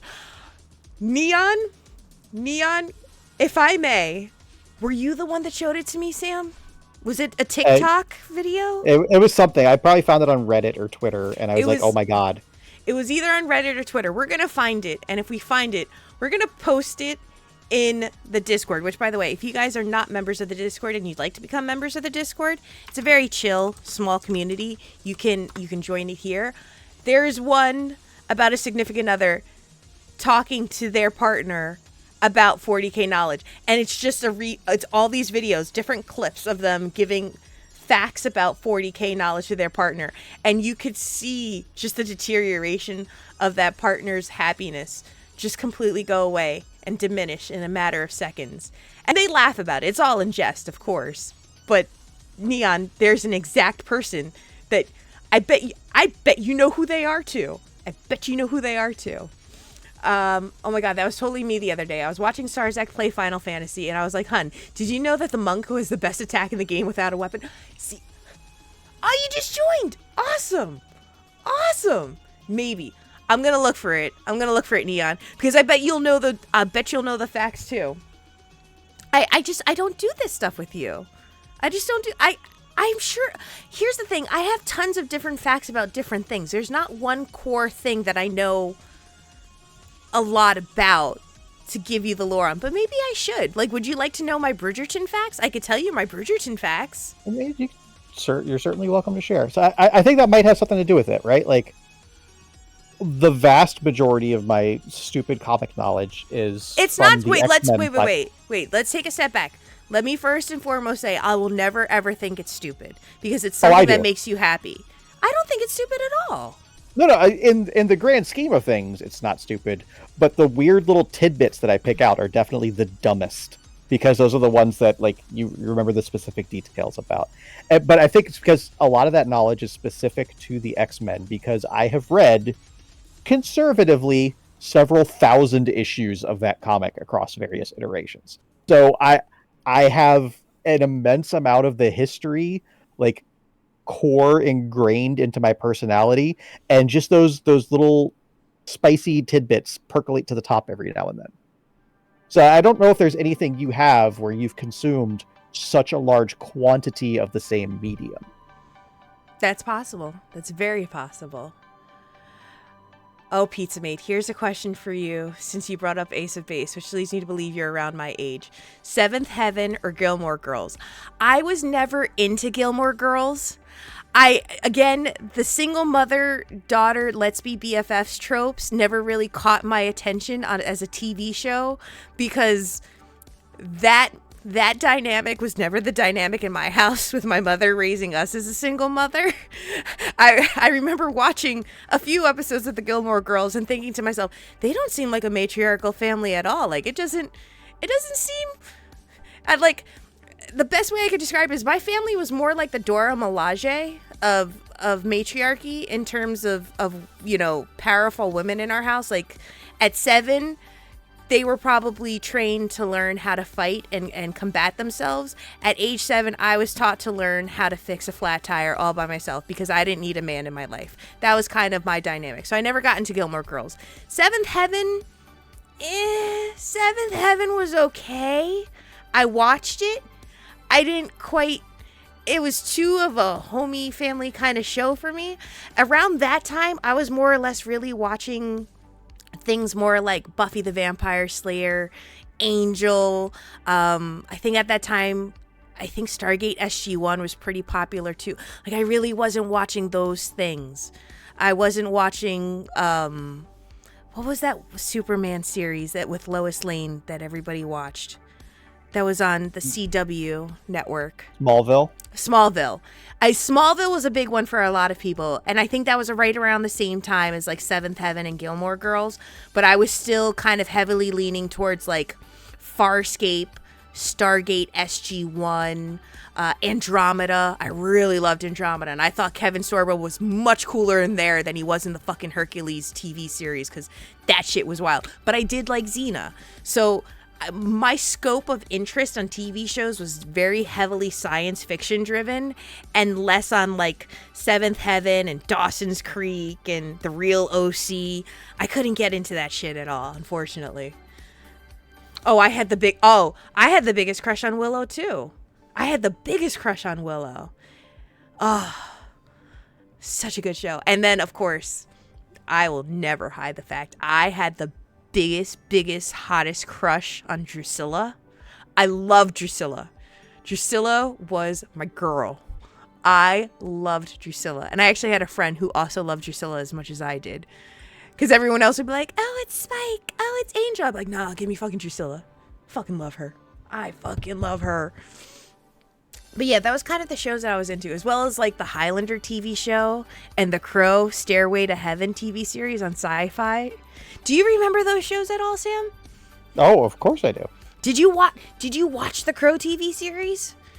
I never really watched the Crow TV series. I remember that as being like one of those things that was on at like 6 a.m. on a Sunday. So, funny story. Mark Dacascos, very popular from Only the Strong. Of course, he's also the chairman in the Iron Chef series. But Mark Dacascos as Eric Draven was hands down probably one of my favorite iterations of Eric Draven outside of Brandon Lee, the Crow iteration. Like, I absolutely loved him. I felt like he conveyed more of the Eric Draven that I remember from the graphic novels that, you know, I could remember compared to like anyone else. Every time they did, you know, Eric Corvus or whatever his name was, I couldn't get into those other versions of the Crow. And God forbid they all held the Eric Draven title. I was like, I'm not fucking having this. No, you're not Eric Draven in my eyes. Stay the fuck away. Go the fuck home. And granted, Brandon Lee didn't have that same panache as Eric Draven was in the graphic novels. He was technically supposed to look more like Robert Smith from The Cure, but I digress. So, but Mark Dacascos at least one had great martial arts knowledge, and he was on a lot of other popular shows along with do you remember the show that Shannon Lee used to host with like her fighters? That was, Oh, oh god, I can't remember the name of it. It was kind of like an American Gladiators meets was Running it Man, but it was so fucking good. was that WMAC Masters or was that something Yes, different? maybe it was Okay. WMAC I believe it was WMAC Masters, and it was hosted by Shannon Lee. And this was the closest thing that she was going to do to making a public appearance on television without acting in a film and getting caught up in the Bruce Lee curse. It was one of the Hmm. greatest shows ever. And there was a guy there who I cannot remember, and oh god, what was his name? He was a very popular martial artist too, because he was also featured in the movie Mortal Kombat along a couple others. And I think he dressed up like a cyborg or something. That dude was the shit. He was so good at what he did. And I can't remember his name. Oh, it escapes me. But that was a great show. So to answer your question, Rocker, I'm sorry. I didn't really like Seventh Heaven or Gilmore Girls. I guess around that time I was more into WMAC Masters and Stairway and The Crow Stairway to Heaven.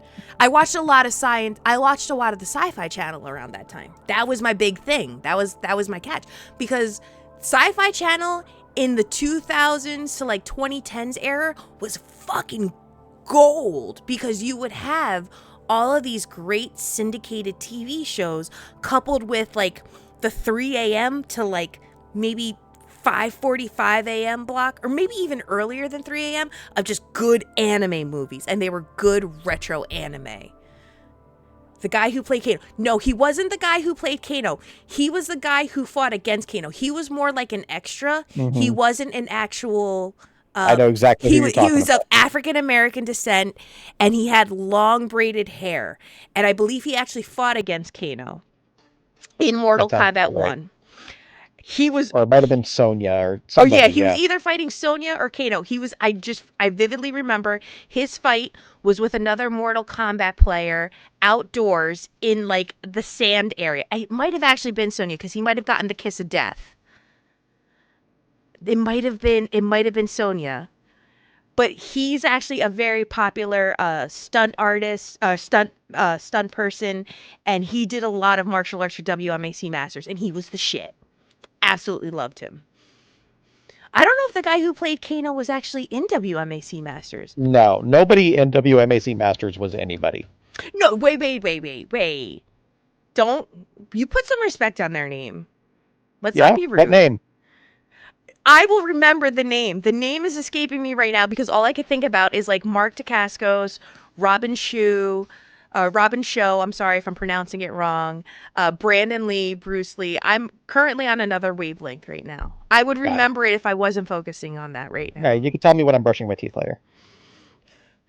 Maybe I will. Maybe I'll just throw useless crow facts at you and WMAC Masters facts at you. But that was a great show. Because that show kind of hit my little Running Man feels, but it also hit like it was just so good. I can't describe it. Every time I would watch it, I just thought of Arnold Schwarzenegger's Running Man and think to myself, oh man, I know what I want to be when I grow up. I want to be those guys. And I was never coordinated enough to do martial arts, unfortunately. At least not until later on in life. But I don't know where I was going with this. I got so distracted. But thank you, Rocker, for making me go back to that time of my life. Those are good. That was a good era for television. That was a real good era for television. Yeah, you didn't need a lot of a budget to put something out there. No, not at So all. you had a lot of wildly creative stuff. Well, let me ask you a question then. And this is completely going off topic. This is us going back on Trevor Goddard. Thank you so much, Rocker. I was gonna go back on the rails, but you got me. You got me good, Rocker. Damn it, you got me good. It's true though. Trevor Goddard. Put some respect on his name. Put some respect on his name, Sam. Thank you. He did a lot. No. No. Are you serious? No. No, I'm about to be upset right now. For real? Did he really die? Oh, I take this shit real hard. Nuh-uh. No, no, no, no. It wasn't him. No, Kano died. Oh, it was Kano. He was Kano. Okay, never mind. He was Kano. I mean, I'm still upset that Kano died. But, damn. Damn. We lost a good one. We lost a real good one. Okay. The person I'm thinking of. Hakeem Alston. That was his name. He's a kickboxing champion with over 30 years of martial arts experience. He started his training in Taekwondo when he was 10 and has a 4th-degree black belt. He also trained in karate. His skills brought him to be a member of the USA karate team from 1984 to 1990. That's who I was thinking of. And he fought Liu Kang in Mortal Kombat. That's who it was.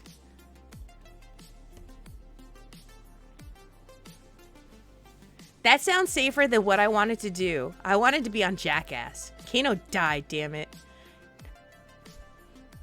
I think, Sam, if I may, can we dedicate this episode of Margarita's Happy Hour to Trevor Goddard tonight? It's your show. We'll go on social media. I'm gonna do it. I think he deserves to have some recognition. His name should not be forgotten. His name should not be forgotten. And I believe... Yeah, it's pretty spot on. I believe, if I'm not mistaken, he might have been in the live-action Tekken film. I don't know for sure. I would have to look at his... I mean, I don't know for sure if anybody was in the live-action Tekken film. He might have. I don't know why. I mean, I know why I watched the Tekken film, but... he might have... He actually might have been in the live-action Tekken film.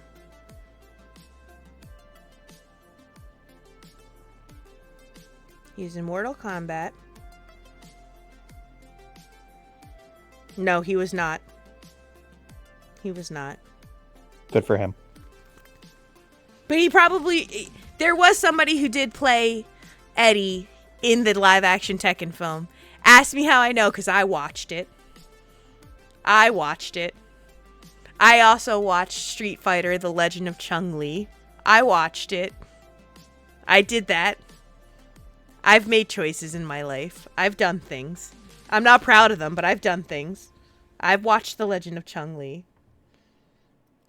I was going to ask you a question, too. That was going to go back. I got to get us back on the rails. Is that what we're doing here? No, I got to get us back on the rails before we end the stream. I got to do this right. I can't do this wrong. Oh, man. I really need to not look at... I'm really upset about Kano, though. I'm really bummed out about that one. That one hit me hard. I'm not excited about that one in the slightest.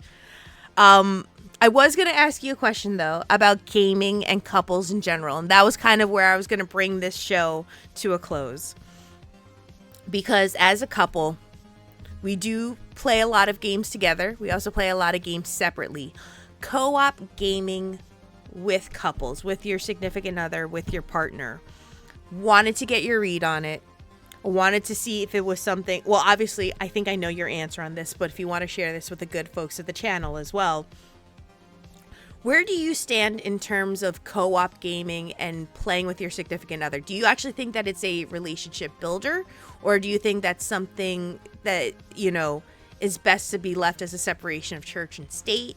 I just wanted to get your read on it and your vibe on it, and your experience, too. I mean, with everything, there's got to be a balance, right? Like I enjoy spending time playing games with you, helping each other out to accomplish things, but at Mm-hmm. the same time, we also enjoy our private time.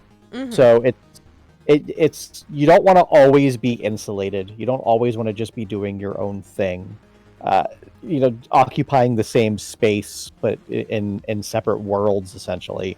But at the same time, right, you need that space. You don't want to always be forcing yourselves like, oh, okay, it's game night, let's go. Like it's it's you just gotta like find your flow, find your rhythm, learn the likes and dislikes of your partner. Like, there's nights where like, we'll have talked like, oh, hey, Friday night, let's go do this thing, and one of us can tell that the other one, maybe not might not be in the mood for it when they were a couple days previously, had a hard day at work, something like that, and we can approach it diplomatically.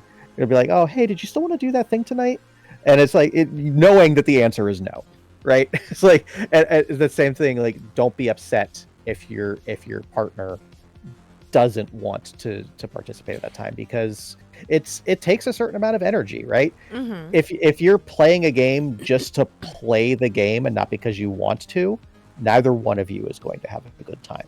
So it's learning about what your partner likes, but what your partner doesn't like, what they and how they want to spend their time, both like in the act of the game as well as in the act of your lives, and finding a way to integrate all of that together so that not just the two of you can be happy, but your happiness can be shared and exponentially increased by sharing that experience together when it is a positive time to do so. Do you think then, as a follow-up to this question, then, do you think that the gaming that you do with your partner, if it positively or negatively affects your skills with your partner outside of gaming? Like, do you think that we're better at problem solving outside of games because we do problem solving in games together, or do you feel that the two can't be compared because they're different, subject matters? Oh, no, absolutely. Because there have been times where we're not even playing together. You're just watching me playing a game, and you'll give me a suggestion, and like in the back of my mind, I'm like, no, that's stupid. That's never gonna. But like, I'll try it out to humor you, and you'll be right, right? And so now, Wait. What did you say? What did you say? sometimes you're right. Somebody clip that. Somebody clip that. I never hear that. Somebody please clip it. Please. Please. I need that just in my back pocket. Anytime he goes, I'm always right. I just want to go back with Well, documented I evidence. am always right. Sometimes you are also right. You know what? Shut your mouth. Hush your mouth. But but having that experience of like, oh wow, she noticed something I didn't, and that's how things work, right? If you're really engrossed in something, it's easy to like miss either a detail that you overlooked, or something that's very obvious because you're just too deep in the tank and overthinking things. So in all aspects of life, having that second set of eyes is helpful, but having that second set of eyes that lives with you, and that you can then like, you respect them, you respect them as a person, so you can respect their ideas, and knowing that, hey, all right, she helped me solve that puzzle in the escape room game, you know if that's the element you need to also listen to your partner outside of gaming life, maybe might want to think about some things. But it's building that rapport, building that relationship, no matter how you do it. It could be navigating on a car trip, it could be going to the grocery store, it could be playing a game, right? Like, there's always going to be an opportunity to share your viewpoints and to lift each other up in both ways. And I think we both bring something. We both have our strong suits that are. I can only, again, I'll be very clear. I think I only speak on behalf of the two of us, because I don't want to speak for other people. But I believe, in regards to our case, I believe we both have strong suits that really complement the other person. I very much consider you to be not necessarily the brains of this relationship, but you're always the logical, calculated thinker, constantly living a life of playing 4D chess and always making sure that you're 3 steps ahead on everything. Whereas I am much more of the brawn, where I like to do things with brute force, or I have that kind of strength and endurance, to where if you have those moments that you feel like you can't keep going, I'm like, nope, you'll get on my back and I'll carry you all the way if I have to, just to kind of give you that motivation and that boost forward. And I think those are two things that, where we have those strong suits for ourselves in life and in marriage, we also bring those same elements into the games that we play. I think it's very clear that where you choose to play these ranged magic, or sometimes melee magic classes, much like the Tector, much like a Warlock, those I think are really kind of base points that kind of channel who you are and your personality. Whereas myself, I like to play things that are heavy in swords or heavy in guns, or I'm very reckless. I don't think about pivoting or flanking an attack. I just go in, and whatever happens, and it kind of makes me have a bit of recklessness. But that's my play style to how I choose to play games. So I think in a lot of ways too, to kind of piggyback on what you're saying, is where we have, so many interests in what we do as games, I think we do apply them outside in real life, and in vice versa. What we do, outside in real life, we also kind of translate that into the games that we play too. That was a very long-winded explanation, but I had to get that out while it was fresh in my noggin. Okay. That's all you're going to say is okay? Yeah, okay. I thought that was super insightful and profound. I was waiting for you to be like, honey, that's the best thing I've ever heard. Honey, that's the best thing I've ever heard. That sounded so condescending, but that was exactly what I was expecting you to say. That's exactly what I was expecting you to say. But with that, we're actually going to be wrapping up today's stream because we're getting close to the 9:30 hour. So, Samodean, I want to thank you for jumping on the show. You were off mod duty for tonight. I took care of it. And thank you to all the subs. Silhouette, thank you so very much for the gift subs to L Ramses 84 and Rocker 57. Welcome also to you both to the Maid Militia, as well as Samodean. Thank you for resubbing for 1 month at the tier 1 level. I appreciate that you decided to resub on the episode that you were going to be interviewed on. I don't know if you're doing that for me to go easy on you, but that wasn't going to happen. I wanted to support your guest. Okay. I just wanted to check and make sure. But do you want to let the folks know what you're up to and what you're doing? And if you have nothing that you'd want to share with them, or how you can be reached on social media, do you want to give them the most obscure comic book fact that you can think of? Yeah, I mean, I'm not really doing much of anything these days. I exist on social media, Twitch, YouTube, Discord, Twitter, Blue Sky. I'm Samodean everywhere. I don't really post a lot anymore. I don't feel like I have a whole lot to add to conversations, so I observe. Every once in a while I'll make some smart-ass joke, but if you enjoy smart-ass jokes, I guess I'm your guy. And the last random obscure comic fact I'm going to give you for the night is, one time Iceman almost died. His ice body got blown apart. All that was left was his head, but as long as he didn't leave his ice form, he was able to remain alive. And unfortunately, they were in prison, so the only way the X-Men could reform his body was by peeing on him. Are you serious? Yeah. Okay. And that was your fact for today. That was your fact. I wasn't actually prepared for that one. Nobody is. No, you're not wrong. Nobody is. But with that, I'm going to jump out of here, but I'm still going to keep you in the channel if that's okay. But I am going to close up the game with you, and thank you so much for stopping by. Folks, if you also are looking for Samodean, you can also find him in PSO Bloopers if you want to add him as a friend. Please feel free to. But with that, I say thank you, handsome. I'll see you in just a bit. Get ready for me to interrogate the shit out of you about this website about Tactical Animal, because I'm so curious. There's really not much of a story. Oh, no. There's a story. I still want to know. But I'm going to go and I'm going to make some quick changes here. We're going to get everything back up and running while we're looking for another person to to feature here on the channel. So let's bring this up here. And there we go. With that, thank you guys so much for tuning in to episode 3 of Margarita's Happy Hour. It has been a blast, and I have been the head maid in charge here, Pizza Maid. We're going to actually find another Margarita. And I don't, I'm feeling ballsy. I want to see who's actually online right now that we can go give some love to at the moment. I want to give some love to someone we have not sent any love to before. I'm trying to find someone new, someone different. So, is there a game that you think I should be looking for, Sam? Is there anybody building Gunpla? Ooh, let's see. Is Gunpla considered a category on here? It might be. Or it could just be like the art category, perhaps. You know what? You might be right. Let's see.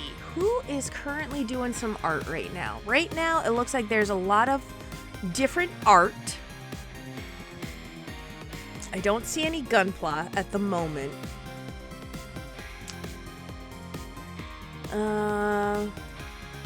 There's someone doing some miniature painting, working on Stag from DM Stash.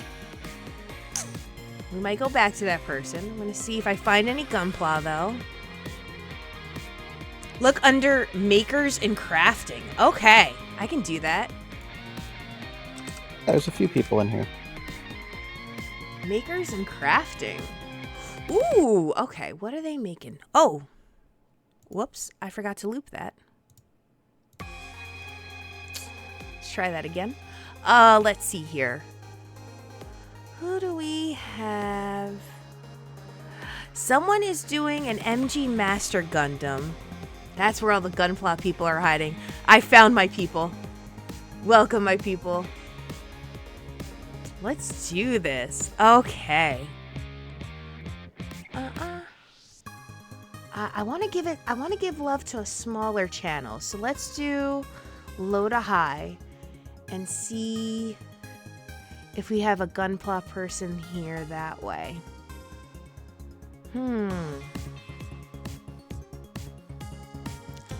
If you see something before I do, just let me know. Or if you guys see somebody that you know, please let me know. I would love to give some love to some new viewers. So,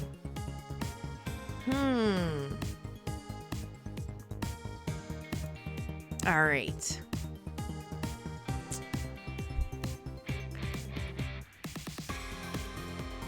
Okay, I think I found someone.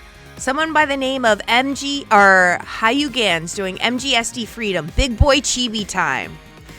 Who is this?